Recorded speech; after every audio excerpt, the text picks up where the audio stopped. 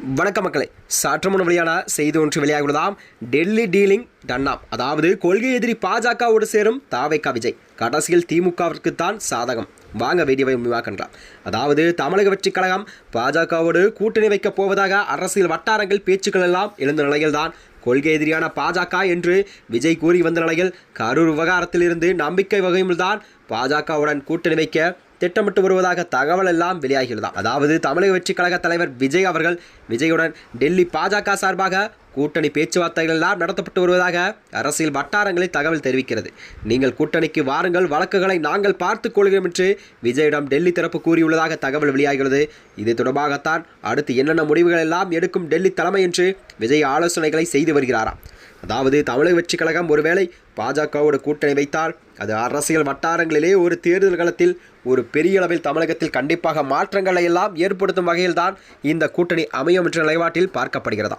அது மட்டுமன்றி ஏற்கனவே என்டிஏ கூட்டணி உள்ள அதிமுக எடப்பாடி பழனிசாமிக்கு இது எதிராக திரும்பும். அதாவது கூட்டணியில் அவருக்காக முக்கியத்துவம் குறையும், ஆனால் அவர்தான் முதல்வர் வேட்பாளராக தொடர்வார் என்ற நிலையில்தான் இதை பார்க்கப்படும். அதே சமயம் விஜயுடன் அவர் பதவியை பகிர வேண்டி இருக்கும். அதாவது விஜயின் துணை முதல்வர் பதவி கூட கேட்கலாம். இது பொதுவாகவே அதிகாரத்தை பகிர விரும்பாத எடப்பாடி பழனிசாமிக்கு சிக்கலாக மாறுமா. இன்னொரு பக்கம் எடப்பாடி பழனிசாமி பாஜக கூட்டணி தேர்தலில் வெற்றி பெறுவது இது வழிவகுக்குமா.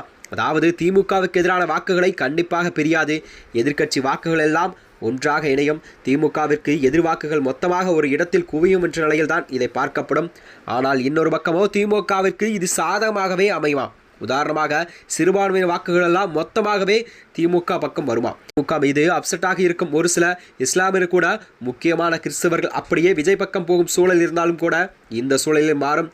இவர்கள் மீண்டும் அப்படியே திமுக பக்கம் வருவார்கள், திமுக தான் சரி என்று வருவார்களாம். இது மட்டுமன்றி திமுகவுக்கு கண்டிப்பாக எதிர்கால அரசியல் ரீதியாக இது ஆதரவாக மாறலாம். மாற்று அரசியல் என்று விஜய் கூட கூட்டணி அரசியலுக்கு சென்று விடுவாரா என்ற வாதத்தை திமுக கண்டிப்பாக வைக்க முடியும். இது ஒரு விஜய் அரசியல் திட்டங்களுக்கு ஒரு பெரிய ஆபத்தாக மாறும் நிலைதான் பார்க்கப்படுகிறதா. அதாவது விஜய்க்கு எத்தனை இடங்கள் கொடுக்கப்படும் என்றால் விஜய்க்கு மொத்தமாகவே 50 இடங்களை கொடுக்க பாஜக முடிவு செய்துள்ளதாகவும் தமிழக வெற்றி கழகம் பாஜக அதிமுக இடையே இந்த கூட்டணி கண்டிப்பாக அமைக்கப்படும் வகையில்தான் இந்த பேச்சுவார்த்தைகள் எல்லாம் நடந்து வருவதாகவும், ஏற்கனவே பாஜக கூட்டணியில் அதிமுக உள்ளது.